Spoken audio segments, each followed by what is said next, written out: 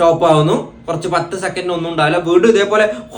സാധാ കൂർക്കം വലിയാണോ അതല്ല ഡേഞ്ചർ ആയിട്ടില്ലേ? നമുക്കറിയാം ഹൃദയാഘാതം, സ്ട്രോക്ക്, ഉദ്ധാരണക്കുറവ്, ബിപിയുടെ പ്രശ്നം, ഷുഗർ, അങ്ങനെ നീണ്ടു നിൽക്കുന്ന അസുഖങ്ങൾക്ക് വരെ കാരണമാവുന്ന, നമ്മളെ മരണത്തിന് വരെ കാരണമാവുന്ന ഒബ്സ്ട്രക്റ്റീവ് സ്ലീപ്പ് അപ്നിയുടെ കൂർക്കം വലിയാണോ?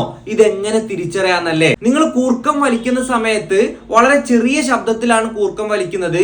അത് കണ്ടിന്യൂസ് ആയിട്ട് ഉണ്ട് എന്നുണ്ടെങ്കിൽ നിങ്ങൾ ടെൻഷൻ അടിക്കേണ്ട കാര്യമില്ല. അതായത് ആ രീതിയിൽ നമ്മളിങ്ങനെ ഒരു റെഗുലർ ബേസിസിലാണ് പോകുന്നതെന്നുണ്ടെങ്കിൽ ഒരു ടെൻഷനും വേണ്ട, അധിക സൗണ്ടും ഇല്ല.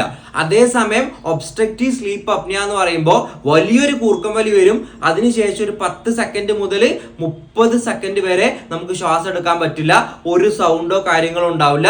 വീണ്ടും വലിയ കൂർക്കം വലി. ഇങ്ങനെയാണെന്നുണ്ടെങ്കിൽ, അതായത് സ്റ്റോപ്പ് ആവുന്നു, കുറച്ച് 10 സെക്കൻഡ് ഒന്നും ഉണ്ടാവില്ല, വീണ്ടും ഇതേപോലെ വലിയ സൗണ്ട് വരുന്നു. ഇങ്ങനെയാണെന്നുണ്ടെങ്കിൽ അത് ഒബ്സ്ട്രക്റ്റീവ് സ്ലീപ്പ് അപ്നിയാണ്. അത് വളരെ ഡേഞ്ചറാണ്. നിങ്ങൾ ഓർത്ത് വെച്ചോ. വളരെ പെട്ടെന്ന് തന്നെ ഡോക്ടറെ കാണിച്ച് അതിന് വേണ്ട മികച്ച ചികിത്സ നിങ്ങൾക്ക് നേടേണ്ടതാണ്.